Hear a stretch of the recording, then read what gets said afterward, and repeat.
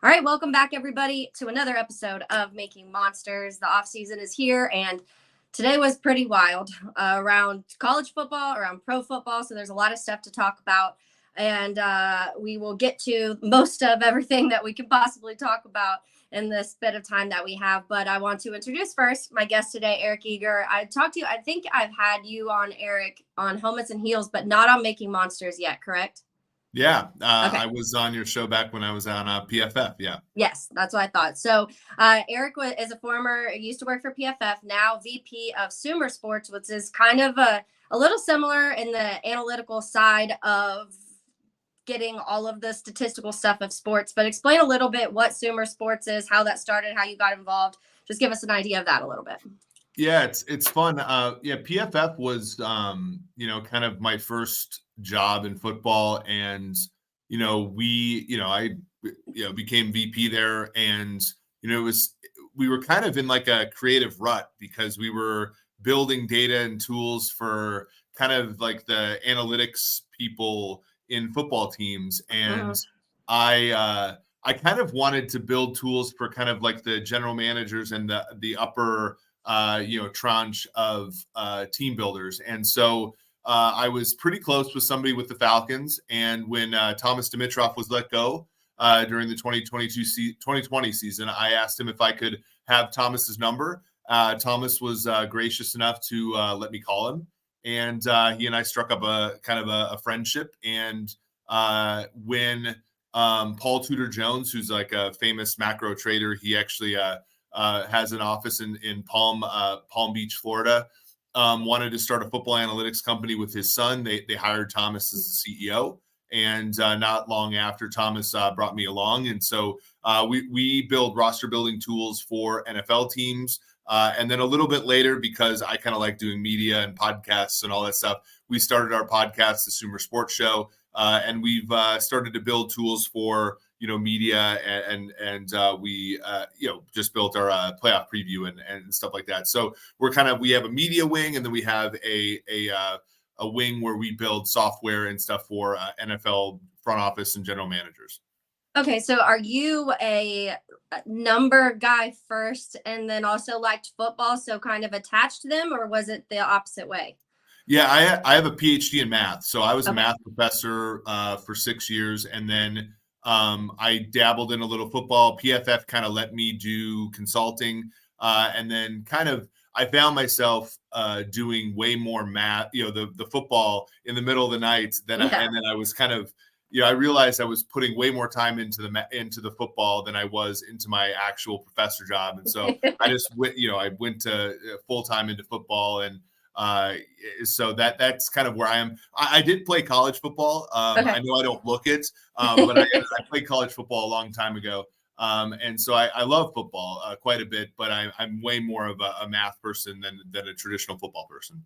Look, we appreciate that because obviously I am not the biggest numbers person. So when I have stuff like what SumerSports does and what PFF does, of just being able to see charts of things, it helps me out a ton. So we appreciate you for that. And you sent me recently over, which I talked on Helmets and Heels, and I know some of my listeners listen to Helmets too. And we talked about the postseason, your playoff kind of packet that you put out, the guide, I guess you had, and it was great. It was really cool. It broke down so many different things, which of all the playoff teams, when it comes to one of the things I like to look at is what areas of the field certain quarterbacks are successful and unsuccessful, because I feel like sometimes we hear it when we watch Justin Fields, and we'll talk about Justin Fields, but we kind of know what areas of the field he's best with.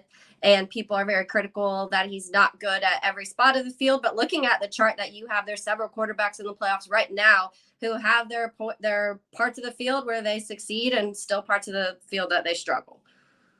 Yeah, for sure. And that is true about a lot of quarterbacks. I think, we were talking yesterday, and, there are no gods in football. There are no, players in the NFL that excel at everything. Even, Patrick Mahomes, who I think last year everybody everybody sort of got themselves into a position where they felt like they traded away possibly the best non-quarterback in all of football. and they still won the Super Bowl. And I think a lot of people felt like, okay, this guy's invincible. And as we saw this year, like, no, I mean, he's still really good this year. He still performed admirably. They won 11 games, but we saw, cracks in the armor. And I think every single football player, is susceptible to perturbations, right? And Justin Fields and Trevor Lawrence, we by the way, to your helmets and heels listeners, we made a full set of pages for Jacksonville if they were to make the playoffs, and they just didn't, right? Didn't get it. Yeah, and every quarterback is susceptible to that. Yeah. And that's what I think we have to sometimes take a step back. And us here in Chicago, we've made the jokes all season of how it's Matt Nagy's fault in Kansas City that Patrick Mahomes is having the season he did. But it obviously goes beyond that. There's a lot of things that factor in that: the offensive line, weapons, other communication things. Obviously, coaching is a part of that. But also, he's human, and things are going to happen. There's going to be mistakes, and some of maybe those errors shine a little bit more in certain situations. But let's go ahead and jump into this, because I think the hottest topic right now, and this is even Luke Getsy was fired today, and that's a very hot topic. But I think still Justin Fields and Chicago Bears is just such a big thing in Chicago right now, because it's full on deciding what the future of the Bears is. And they've given Justin Fields 3 seasons, granted not a full 3 seasons because he didn't start right away his first year. He's battled a lot of injuries. So he hasn't had the full game reps that maybe someone like Trevor Lawrence has had these last 3 years. But he's had 3 seasons, and he's had a lot of starts. And they spent resources this offseason with DJ Moore and Darnell Wright and Nate Davis and all these other pieces offensively to try and surround him, which everyone said they needed to. And you still didn't see numbers leap. And I know I may be upset hearing you talk. Don't worry about that. Just because I'm very vocal about how I feel about it. But what analytically and beyond that, your feelings towards Justin Fields and what he's done these 3 seasons? Is it enough to hang on for one more year? Well, I think it really depends, right? I think if you can get, it really does depend, right? If you can get a difference-making veteran player who's worthy, like if you can get a Montez Sweat type player at a different position and a future first-round pick and a top 10 pick and a second-round pick and, maybe another kind of mid-round pick and for a team to move up to first, then maybe it is, right? Because that's kind of what the proposition was last year. And, a lot of people, and myself included, I at the time last year was like, hey, maybe Bryce Young or CJ Stroud is worth it, worth trading Fields for. And I think last year Fields was probably worth a first round pick in a trade. I think this year, I think a reasonable price for him would probably be an early second. So you have to weigh those things, right? If you trade Fields for an early second and you take Caleb Williams or Drake May, that's really what the opportunity cost is, right? So if somebody believes in Drake May or Caleb Williams more than you do, then you have to weigh those things. I think, my opinion on Caleb Williams is far lower than what it was even going into the season. My opinion of Drake May is a little bit higher, actually. So I kind of think, look, if Washington, if they are smitten with Caleb Williams and they just want to trade with you and they give you a ton and then you can pick Drake May, then maybe it's worth moving on from Justin Fields. If a team picking at 8 wants to give you one of their premium position players, the equivalent of DJ Moore, maybe you want to keep Justin Fields. That's like, I think, where people who are attached to Justin Fields, and I see this, and I'm a big fan of yours, by the way. Like I told you the other week, like I think, I like your Twitter persona. I like, I feel bad for Bears Twitter because you guys have suffered so long, from the Jim McMahon to, the Eric Kramer, to Rex Grossman to, Jay Cutler and on and on and on. And, I get it. And and Justin Fields is incredibly likable and he's got talent and I get it. I understand. But to me, it really has to be about price, right? If a team's going to give you a ton for the first pick, then keep Justin Fields. If they're not, then take Drake May or Caleb Williams. So when you're looking at that, though, let's just say, because I know you do work a lot in the numbers sense, and there's things with Justin that clearly need improving, and you could go through pretty much every number. The one thing that got better this year, he didn't throw as many interceptions. There's still issues with him holding the ball too long. So, when you see the time to throw for him, it's still, he holds it, and that's been an issue. His deep pass, they're beautiful. They're there, and you see them happen. And a lot of it, though, has been thrown back to a guy that was fired today, and that's Luke Getsy, because the season, when we go through what the play calling was for this season, we saw a ton of screen passes. We didn't see a whole lot of RPO play action until later in the season, at least from what I was seeing just with my eye, not going back and watching and breaking down of what they were doing every single play. But there was it kind of waited too long, and then then he got injured and he wasn't playing 4 games, and it just felt like things were kind of messy. For some reason, there's no connection whatsoever with Darnell Mooney. DJ Moore obviously was a great move. You can't argue that. There was a connection there pretty much right away, and you felt like whenever him and DJ were on, they were on. But what to you, from an outside perspective, when looking at those numbers and what Justin Fields did do offensively, how much maybe was related to Getsy and how much was on him? Yeah, I think if anybody wants to sort of like look at, when you're thinking about scheme, to me, I think about it in terms of like baseball terms. I think about home runs and doubles and singles, right? And home runs are kind of about receivers, right? You watch, I'm trying to think of like the play.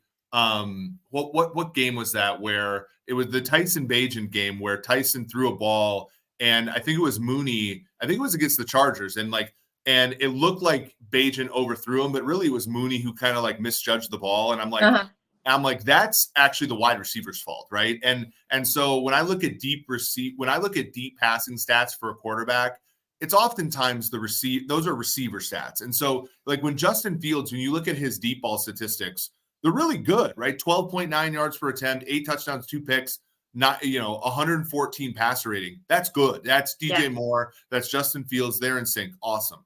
When I look and singles, Justin Fields has a 106 passer rating on passes from 0 to 9 yards in the air. That should be the case, right? It's easy to hit those. They don't get intercepted a ton, all that. But from 10 to 19 yards in the air, Justin Fields 8.4 yards per pass attempt, which actually isn't that good. 50.4 passer rating, 2 touchdowns, 5 interceptions.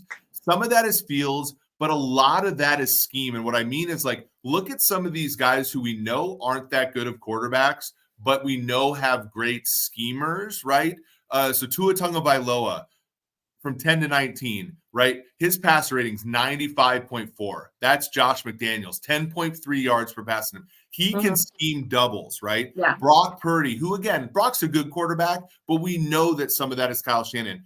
13.3 yards per pass attempt from 10 to 19, right? Yeah. He's scheming those guys like high school wide open in that doubles range. His passer rating on 10 to 19 yard throws is 118.5, right? Yeah. You want to get an offensive coordinator that's scheming those doubles wide open for Justin Fields, and there's just not those open throws for him.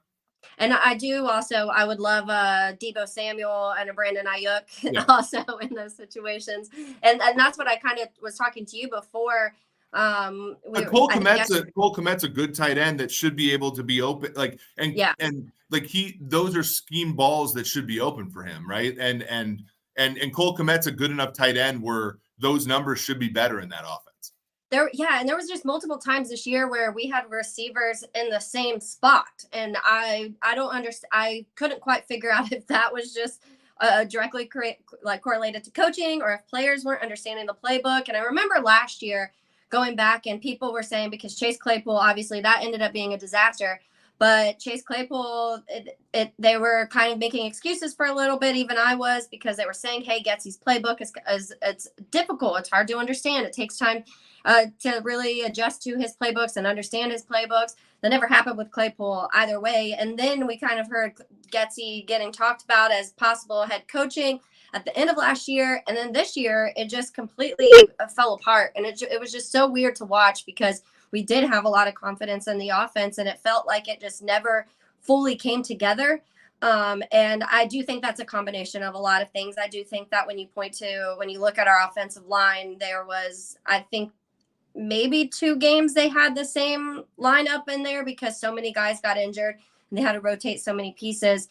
So when you look at that, for example, do you have numbers on the offensive line? Because sometimes we're seeing that O-line ranked pretty high for the Bears, but when we watch it in a game, it doesn't feel like that all the time. Well, I think sometimes that, and that's sometimes a product of like, so for example, and that's good to like know where those metrics are coming from. So for example, ESPN is all about what's called pass block win rate is the first 2.5 seconds of the play. So whatever happens, I grew up in Minnesota. So like Scott Erickson was a pitcher there. He said, after the ball leaves my hand, I have no control over it. That's kind of how it is for them. Whereas like after 2.5 seconds, they don't really grade the O-line.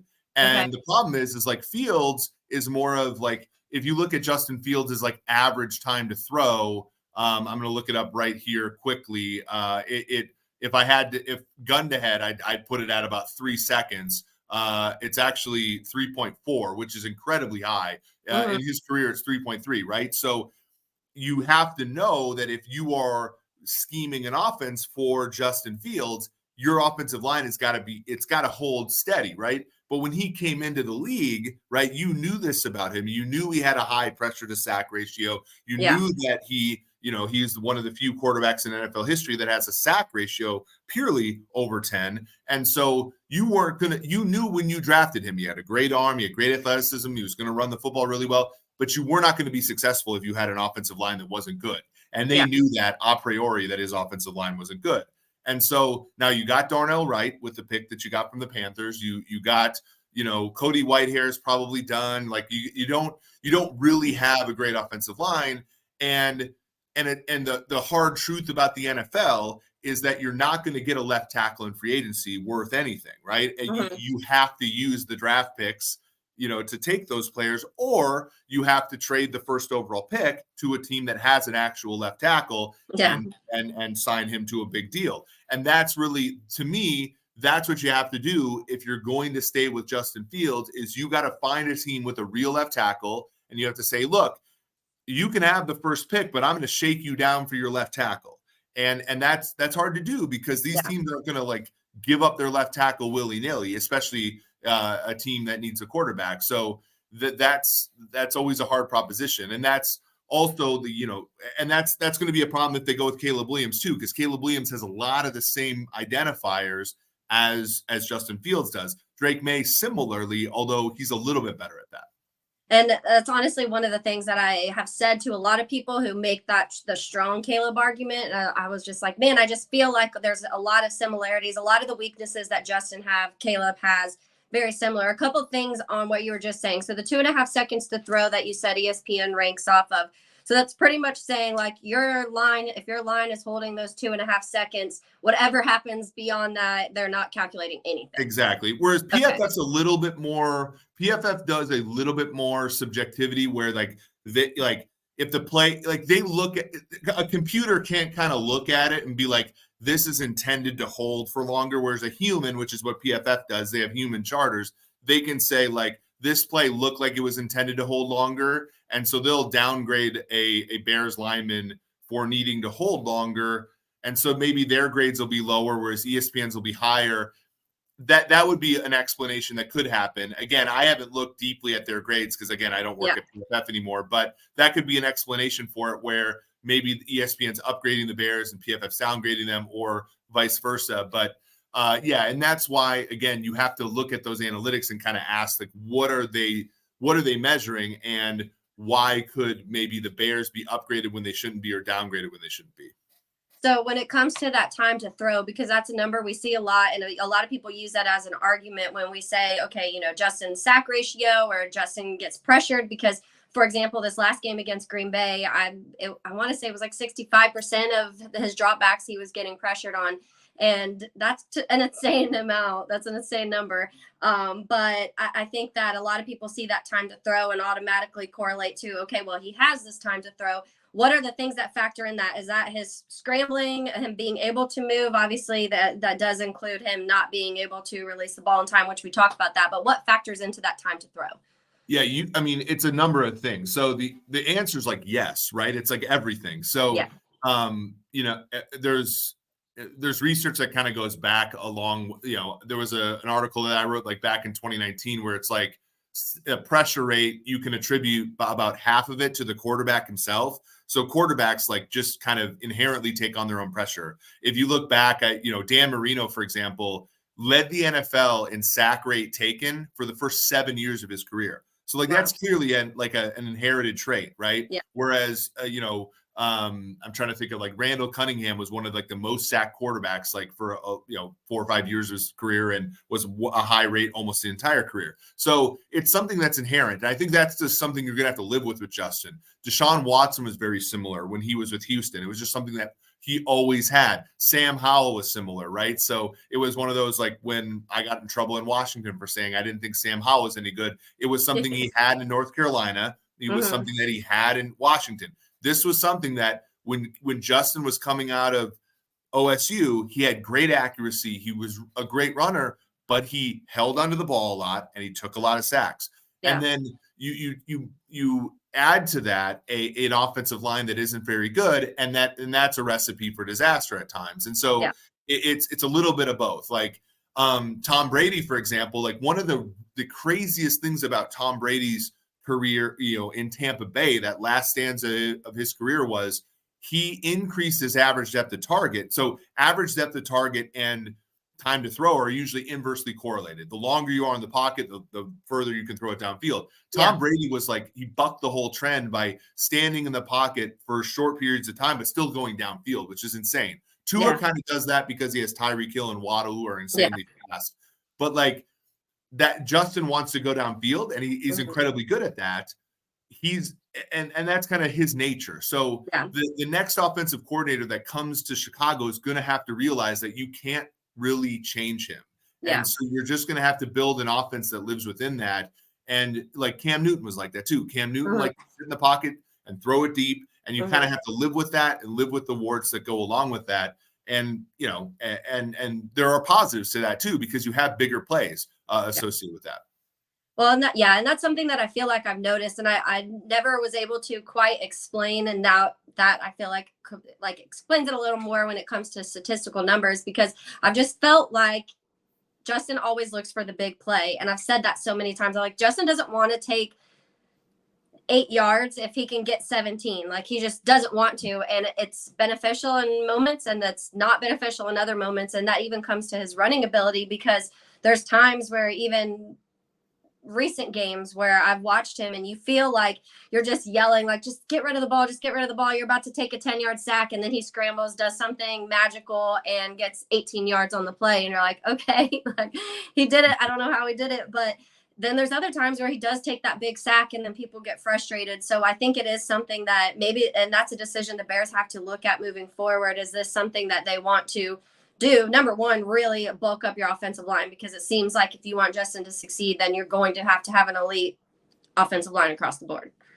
Yeah, exactly. Because that's just kind of who he is. And that's the problem in a salary cap league. And that's the other thing with Fields. It's like, we saw with the New York Giants, right?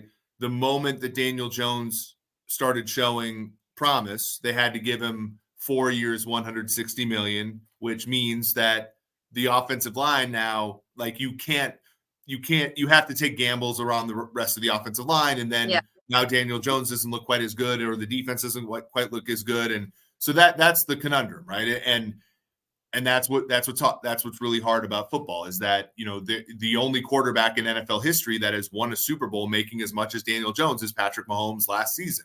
It's a really tough thing. And the Bears just paid Montez Sweat. They probably should pay Jalen Johnson. They just paid 2 linebackers, and those 2 linebackers are pretty good. No one's going to deny that. And DJ Moore is worth the money he makes, and so is Cole Kmet. So that's the hard thing, right? And that's what makes this a hard job for Ryan Poles, and that's why he makes the big bucks. Now, if you were looking around the league, is there a quarterback, obviously outside of like Patrick Mahomes and Josh Allen, because I feel like when you have a standard of guys like that, it's a little bit more obvious. But if you were looking around the league, do you see one of the quarterbacks that maybe are more of those tier 2, tier 3 quarterbacks that would have been successful on this offense with the way the line was, the way Getsy play called, pretty much just DJ Moore, Kmet, and a heavy run game? It's tough to say.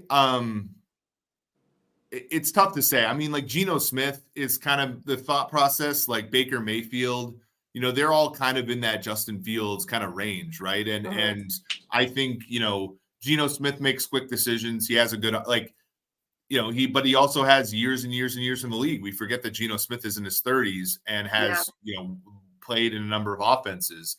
And Baker also. Yeah. So, and Baker has as well. And Baker, but even Baker, now that he's been injured for a couple of weeks, we've seen he started to progress a little bit. So that's what's really hard about quarterback play. And that's what's really hard. Like, if we were the economics of football, if the first overall pick needed to be paid $50 million like Sam Bradford was back 10 years ago, it would be much more economical to stay with Justin Fields. It's just, when Drake May or Caleb Williams is only going to make 10 or 11 million dollars, it's a bargain. Yeah. And those are, I mean, it's always the gamble. And I think that's what scares me, is because I just feel like, and when I've been very pro Justin and very vocal about that on Twitter, but I'm not one of the people who are like, I'm not a Bears fan if we trade him and draft Caleb Williams. Like, I'm not on that boat. And there are people out there right now that are kind of in that realm. But because I personally really like Ryan Poles, and I like the moves that he's made so far. So I feel like what Ryan Poles feels like is the best for the Bears organization moving forward, I'm going to trust for now.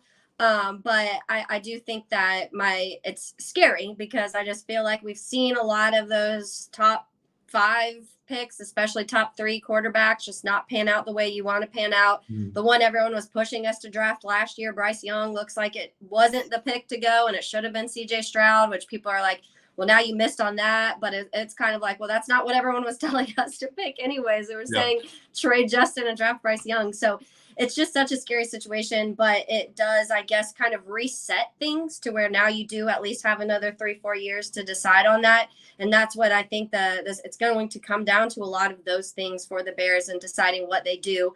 I know Ryan Poles in his presser today just made the comment of like what he said last year, I have to be absolutely blown away to draft a quarterback. But he did also say he's not opposed to keeping Justin and drafting a quarterback later. So maybe like a Cam Moore, one of those other guys in like round 3-4, something like that. That's a possibility. And have them just have another guy on the roster that maybe is there for competition purposes. But it's definitely a big topic. I want to talk a little bit about defensively of what you have seen with the Bears, because obviously the major shift happened in the first half of the season compared to the second half of the season. And, Eberflus took over play calling defensively. They get Montez Sweat, which looks now to be just an amazing move, especially since they were able to get a contract out of that. I feel like it would have been a different story if they didn't get an extension out of Sweat. But just how much did that drastically change when it comes to just adding one player to the defensive line and what it was able to do for the Bears defense in that second half? Well, it's really important to get blue chip players on your football team. And last season when they had like $100 million, it's like, that's amazing. But like, you're not going to get Montez Sweat in free agency. So you have to somehow and you're not going to get DJ Moore in free agency. So you have to pry those players out of teams, and that's going to take draft picks. So I know when like Mike Lombardi gets mad, like, that's stupid. It's like, well, how are you going to get, like, you can take, Tyree Wilson at 7, but like Tyree Wilson had like 5 pressures this year for the Raiders. So good luck there, so it's tough. But the thing that I like with Sweat is not only does he get pressure, but he also like sets a good edge. Is that everybody, Yannick Ngakoue. The reason Yannick Ngakoue is available in August every year is he doesn't defend the run. He's a really good pass rusher, but those guys are a dime a dozen at times, right? So that's he's a great all around player, and so you look at levels of the defense. You need to have an elite player at defensive end. You need to have an elite player at linebacker. You need to have an elite player in the secondary. I think Brisker, obviously Gordon's a good player. He's had issues with health at times, and if you can keep Johnson around, like that's the beginnings of a great defense. And defense doesn't win championships the way it did back in the 80s when the Bears won the Super Bowl, but defense is a good start. And I think that the Bears now, because they can get a pass rush, which, you talk about 2022, they had 20 sacks in 17 games. now they're able to at least get a pass rush, which doesn't put as much pressure on Justin Fields or whomever the next quarterback is. That's huge too, right? The biggest thing, you can do for a young quarterback is not have every drive need to be a touchdown drive. That's a humongous thing for a young quarterback. And the defense put that. I mean, look, that Bears game, the offense didn't play all that great, but they were in the game the entire time because the defense at least slowed down the Packers, who were actually playing really good offense. Jordan Love was offensive player of the week last week, and the Packers only scored 17 points. Like that was a pretty good outing by the Bears defense, who was kind of playing uphill all game. Yeah, I agree. And that's what I think that was what was even more frustrating out of it, because the defense, what they've kind of done this second half is get a lot of turnovers. So that has helped a ton. And they weren't able to do that. They got the one fumble from Jordan Love, but you also watched Aaron Jones just walk up and down the field. And that's what I think killed them, because the Bears all year were able to rely on that rush defense, and it just died for some reason in this game. And I don't know if that attests to Aaron Jones or just being worn out by week 18.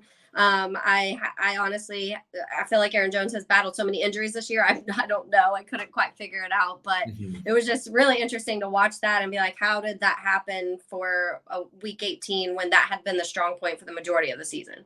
Yeah, I think a big thing in the NFL now, and it's evolved quite a bit, is you really do need, like, back when the Bears, made the Super Bowl back in like 2006, right? That was the Tampa 2, the Lovie Smith, when the Bucks won the Super Bowl, the Colts won the Super Bowl, the most important player was the 3 technique, the Tommy Harris type player, right? And now the most important player is the nose tackle, the actual, because you play so many like light fronts. And so you really need a guy to line up over the center. And Eddie Goldman was so important for that team in 2018. And, he kind of like and it's really hard to play that position for a long time because it's just so hard on the body. And, the Chiefs are seeing that with Derek Nottie. He's regressed so much. And it's just so hard to play Linval Joseph for the Vikings. That's when their defense started to regress, when he got old. Andrew Billings isn't who he used to be. And like, I think that the Bears, that's one place where if the Bears can get a blue chip player there somehow, I think that will really help their defense. And that was what really helped their defense, was the fact that Montez Sweat could set a good edge. Yeah. But it was the interior running game that helped the Packers in that game. They do really, you need somebody to help control the point of attack in between the guards. Yeah. And that's what we saw. It definitely improved throughout the season, but it was a lot of reliant on Javon Dexter, who's a rookie. So obviously you have your moments there. Billings, I think Billings was he had a pretty good season, honestly. And it wasn't that Poles had to spend, I think it was because of the value that they had to spend on him and what he was able to do and what the run defense looked like for the whole first half. But I agree. I think it's like, you didn't have that true strong guy. They went and got DeMarcus Walker, and then he was having them all over the offensive line. And then once Yannick got hurt, they had to move some guys and have them back on the other side of the edge. So it kind of messed up what they were doing interior, which maybe that's what it was. It kind of caught up towards the end. So that's what it was, just so frustrating to watch, because I was like, man, like, I think they only allowed 3 or 4 games all season with over 100 yards. And then Aaron Jones was just all over the place. It's so frustrating. But let's talk a little bit. I talked about Getsy. Getsy fired today, and we mentioned a little bit later about scheming and how he's not able to scheme. He obviously wasn't able to scheme certain things because that midfield, you said did you say 10 to 19 or 5 to 19? 10 to 19. So the doubles area, okay. Kind of, off play action, kind of where you can really roast the defense. Yeah. So obviously struggles there, and that was all season, and that was last season too. We kind of had the same situation last year where we're like, why do we have this mid-range problem with Justin Fields? And now kind of what you said, it was a combination of issues. But when it comes to that offensive play caller position, now Luke Getsy's gone. Do you see anybody? Do you have any ideas of who could possibly be good fits for the Bears when it comes to that? If they do let's say they keep Justin Fields. Yeah, I mean, the one easy one, because the Seahawks did kind of the cool thing, and actually we do some coaching consultancy, so I'm going to pull up our numbers here. The easy one is actually, I mean, Shane Waldron's the offensive coordinator in Seattle, and they did the cool thing where and Carolina didn't do this, right, because they were they basically are holding on to coaches that people want. Yeah. But Shane Waldron's, free to interview with anybody, and he's done a pretty good job with Geno Smith. Kind of resurrecting his career, second round pick out of for the Jets. Kind of, hasn't had much success. Has been pretty good for Seattle. I know that they've only been 9-8, but that's one that they should really consider. But just some quarterback coaches that have had success. I mean, you look at Scott Tolzien, was a quarterback in the NFL, as you know, with the Packers. He's done really well with Dallas. Dak Prescott's having a career year this year. Clay Kubiak, one of the Kubiak sons. That's one of those offenses, right, where everybody wanted Justin Fields to go to San Francisco. I did. Wanted him to go to San Francisco. He's the San Francisco quarterback coach. That's one to think about. One of my former colleagues, actually at PFF, was a quarterback in the NFL. Zach Robinson with the Rams is a very good sort of disciple of that Sean McVay offense. So those are just ones that I can think of that are current quarterbacks coaches that could be elevated.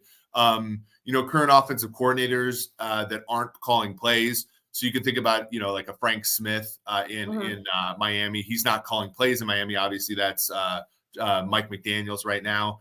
Mike LaFleur isn't calling plays in LA. That's another one that could get another shot. I was going to say Matt Nagy just to see if you were paying attention, but he doesn't call plays in he doesn't call plays in Kansas City. But no, that would the other one that could be interesting as well. And I know. His Sam Howell did not have a great year, but they did show some stuff. Is Eric Bieniemy? Eric Bieniemy is not going to get a head coaching job in the NFL. Like it just isn't going to happen. But Eric Bieniemy is an incredibly good motivator. You can see it. The Chiefs' offense going from Bieniemy to Nagy has been bad. Yeah, and I think he's gotten more out of Howell than I think an average offense coordinator would. And so, that's another one that's a dark horse to me. Yeah, I think honestly, I remember like mid-season Bears fans kind of started talking about Bieniemy a little bit, and I feel like every year, halfway through the year, people start being like, "Oh, Eric Bieniemy again."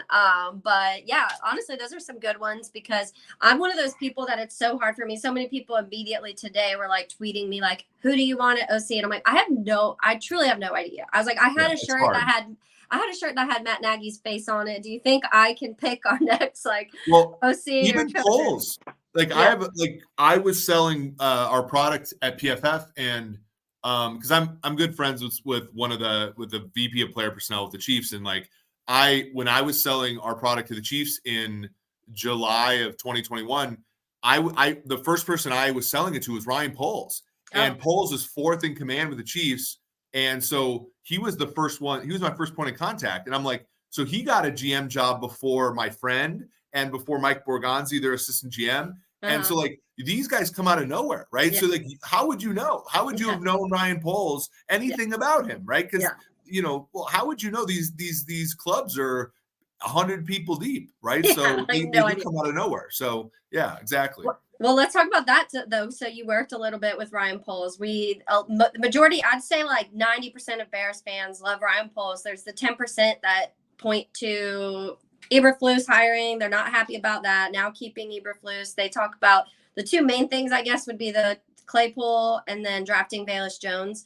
Those are kind of like the three hits on him that some people can't get over. But to me, I just feel like when you turn a roster that had $93 million in dead cap to now about to be $150,000, and you actually really do have a foundation of, you mentioned defensively, at least there. You make a trade like you did with DJ Moore. All of these things, it's hard to ignore those. But what are your thoughts on Poles and what he's done in Chicago? Yeah, you're always going to have mistakes. Like Kwesi Adofo-Mensah, who is Poles' contemporary, right? Like they were hired at the same time. His first draft pick, Lewis Cine, has not started a game and doesn't even dress for most games, right? Wow. That's his first round pick. Yeah. So and I actually think Kwesi's done a pretty good job, right? They won 13 games. And so you miss, right? You miss at times. Like Claypool, they got a second round pick for Roquan, and Roquan's done really good in Baltimore. So you have hits and misses, right? But they took the Carolina to cleaners for the first pick last year. So I think and from what I know about Poles, he's very detail oriented. He's very he's very organized. Like, and you need that, right? Like 6 weeks ago, that guy was going to get fired. Like, you watched that game against the Chargers on Sunday Night Football, and all I can remember was Kevin Warren was standing there looking over his shoulder. Ryan's sitting there in the booth. There's the thing that says GM over the top, so we all know he's the GM. And that thing looked like everybody except for Kevin Warren was getting fired, right? Yeah. And it takes a steady hand to wait it out, to walk through that building, to make sure that and granted, they didn't play that many good teams down the stretch, but look at the Falcons. The Falcons lost to the Cardinals. They lost to the Panthers. They lost to all these crappy teams, and they got Arthur Smith fired. It takes, I think, an organized, meticulous kind of person to keep the thing on the tracks and make sure that most of the people, now the offensive people got fired, but to make sure that the people keep their jobs. And I think that that's a hallmark of Poles. It's like a detail-oriented, process-oriented person that has some wins and has some losses. But I think right now you can probably say that Poles has more wins than losses right now. Yeah, I agree. And I think that, especially considering what he took over, and when you go back to when Ryan Poles did take over, and there was like 60% of the roster was hitting free agency at that time. I just mentioned millions of dollars of dead cap happening. They didn't have a first round draft pick. They only had 5 picks total. I think like $20 million to spend. It was just a complete disaster when he took over that year. And so he had to throw some darts that year. Which at the dartboard, and hope that some hits, because I know like it was Byron Pringle and it was Equinemius St. Brown and it was all these players that people are saying who and what and why, but there wasn't much wiggle room for him. So he was just hoping that N'Keal Harry, like he was just hoping something would work, and unfortunately it didn't. And it kind of hurt that season. But then the next year you saw what he could do when there was resources. And even when you go back to the bad year, when it's the draft, you get Braxton Jones, who, people are hit and miss on when it comes to him at left tackle. So we'll see what that is in the future. But you did get Kyler Gordon. You did get Jaquan Brisker. You got some pieces in that first draft, and you didn't even get to pick until the second round. So right, and you didn't have a first round pick because the other regime took the quarterback. And everybody is arguing about the quarterback that you didn't even get to choose, right? Like you're working with somebody else's QB, which this is the second straight regime that is working with somebody else's quarterback, right? John Fox took Mitch Trubisky, not you, right? Or Ryan Pace took, so it's a very complicated situation that the Bears are in. And I think like Ryan Poles, and to a lesser extent Eberflus, because he's mostly there is very much delineation of responsibilities. Poles very much is the boss there. But I think Poles has handled this very well. I think that he's handled this with aplomb, frankly. So what do you think about Eberflus, a defensive-minded coach? How much longer can something like that make it in the NFL with what the NFL is now with passing offenses? Well, offenses have gotten worse. I mean, I think that's in his favor. I think that the hard part is going to be, the game theory of it is tough, right? Because you bring somebody in and that person, so let's play it out. Like that person makes Justin Fields good, or that person makes the rookie quarterback good. Mm-hmm. Okay. So that person's going to get a head coach job, right? Or is going to get the Bears head coach job. In which case Eberflus is a sitting duck or something, like, you know what I'm saying? Like that's the complication here when you're a defensive coach. And my boss, Thomas Dimitroff, had to deal with this, right? When Dan Quinn and he went to the Super Bowl in 2016 and lost to the Patriots, Kyle Shanahan went to San Francisco, and they were constantly dealing with offensive coordinators who were not quite as good as Kyle, and they were not quite as good of a team. And eventually they were not quite meeting expectations and got fired. You know what I'm saying? So that's the conundrum, right? The offensive coordinator is going to come in, and if he doesn't meet expectations, then they're all going to get fired. And that's tricky. If the offensive coordinator comes in, and I think about like Josh McDaniel in New England, he comes in, makes Mac Jones look like he was there already. makes Mac Jones look good, goes and becomes the Vegas head coach, right? New guys come in, Mac Jones sucks, everything goes kaput, right? That guy comes in, right, to Chicago, like let's say Shane Waldron comes in, makes Justin Fields look great, then you have a decision to make, right? Yeah. Tampa made this decision once. They fired Lovie Smith and kept Dirk Cutter, and that didn't work, of course. But so so that's bad for Eberflus. Yeah. Or right, that guy leaves, but then you're right back to where you started here, right? Yeah. And you're still wondering about Justin Fields, because is Justin Fields actually good, or is he good because of this offensive wonderkin that just came in? So it's a complicated situation. And again, it gets you back to this idea of like, should you just draft a quarterback, right? Yeah. And so I think that might have just answered the question of should you just draft a quarterback if you're Eberflus. Yeah.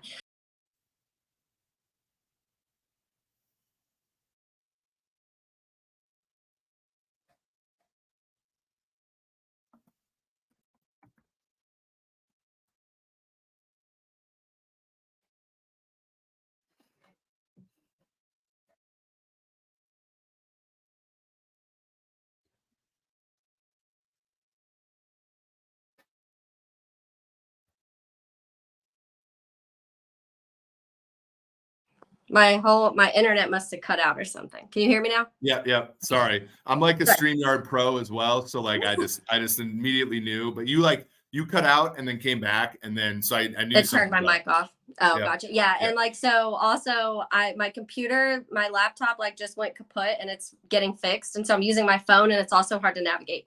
But anyway, so it's frustrating and it's difficult for me because I truly feel like we haven't had a full true evaluation of Justin Fields. And that sucks because you had 3 years with him, but year one, a wash. They threw him in. He wasn't the starter. They built this whole offense around what Andy Dalton did.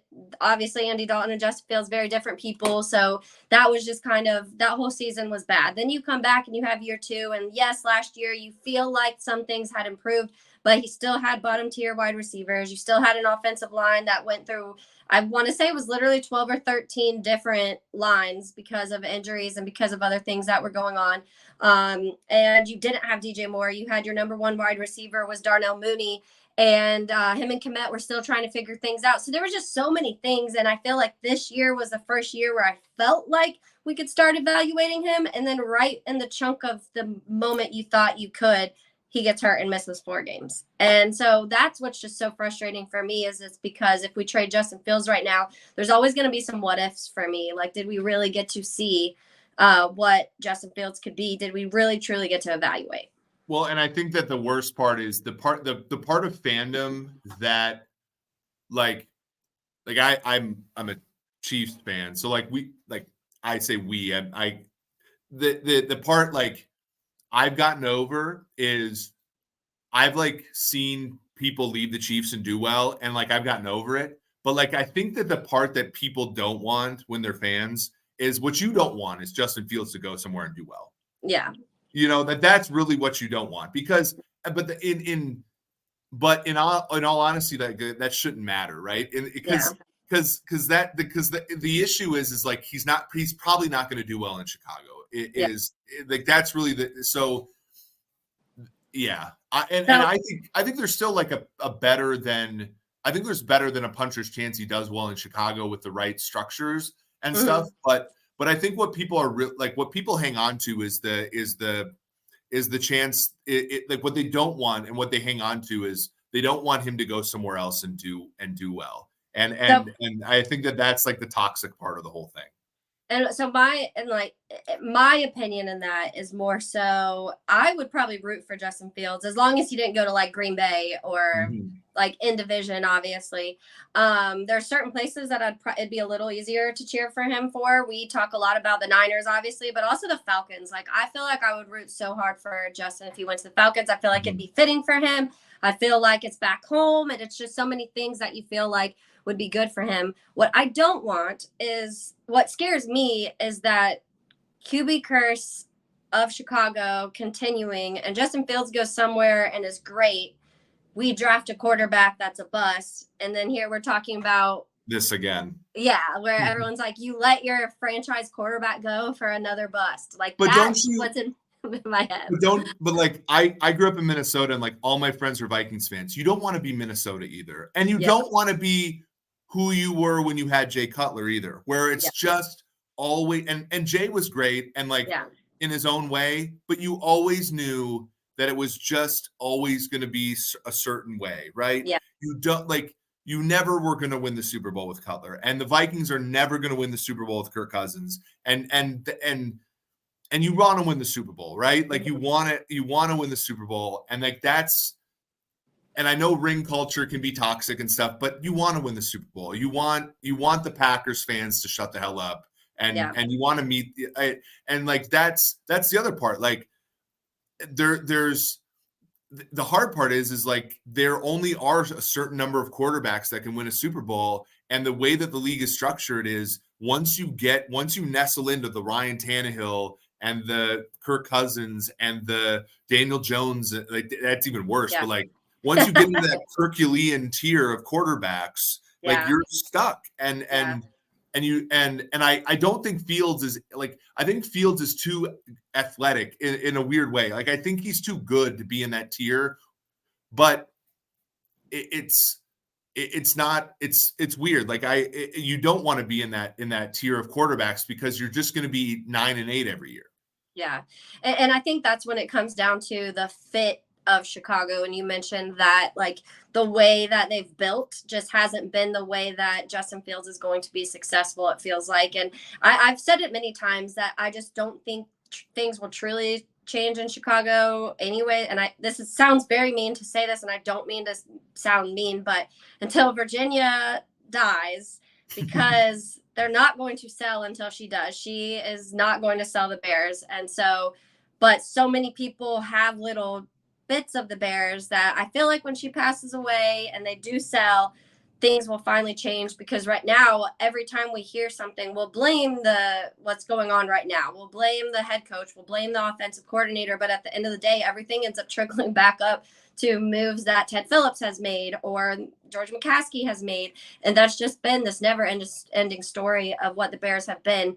And it's just, every time you feel a little ounce of hope, something happens where you're like, oh, well, there goes. It's like the McCaskey's doing something else that is going to keep us back into the 1980s. Yeah. Yeah. And even in the 80s, right? Like McMahon was kind of that hope, but he was always getting hurt, right? And like and they hung on to him probably a little too long. And that was, Harbaugh was that way too, but even Harbaugh had his flaws. And I have a lot of sympathy because I understand what the cycle has been, and I get wanting to wait that one more season for Fields to finally get it, because and like the Packers did it with Love, like they waited one more season and it finally matured. And I think if they wait one more year for Fields, it could very well happen. But then what if they let Caleb Williams get drafted number 1 overall and he turns into the next Patrick Mahomes, and then you guys are all like looking at the next Patrick Mahomes again, Yeah. Well, and that's one thing I always say. I think I mentioned this to you. We had a little discussion on helmets and heels where I was like, Patrick Mahomes wouldn't be who he is today if he was drafted by the Bears in 2017. And I wholeheartedly feel that. And my producer was like, that's not true. Patrick Mahomes is a different level of quarterback. Like he would have been who he was no matter what. And I was like, I just don't know if I believe that, because he would have been thrown into a team to start right away with John Fox as the coach, with Kendall Wright and Josh Bellamy as the wide receivers, with the offensive line at this time, like Kyle Long was leaving. That's right when the offensive line was kind of out the door, that we were kind of used to being at least a little successful. The defense was on a major decline at that point. They built it back up just for 2018 and then it died again. But I just don't feel, not saying he would be terrible. I'm not saying we would have been talking about Patrick Mahomes being a bust, but I just don't think we'd be talking about multiple Super Bowl winning Patrick Mahomes on the Chicago Bears. No, I think it would have. Yeah, I mean, I think all these guys. If Dan Marino wasn't drafted by Don Shula, I don't think like he would have been, nearly the guy. I didn't even mention Andy Reid. Like that's a large part of this. Yeah, Andy Reid. I mean, all of us are a product of our circumstances to a degree, right? I mean, that's just life. A few more for Eric, just before I let you go. The offseason in general, the Bears, obviously, I think quarterback aside, that's one big decision. Aside from that, it looks like the main things they probably need is some other sort of pass rusher. You mentioned that nose tackle, something in the interior is probably there. Some offensive line pieces, obviously, majorly for depth, but even maybe a couple starting positions, especially the center. Eddie Jackson, I think, is going to be gone this season. We're hoping they lock up Jalen Johnson. So there's the free safety spot out there. When you're looking at, if you were looking at the Bears, what would you say you would make the main focus of, okay, here's the top 3 things you need to make sure you do?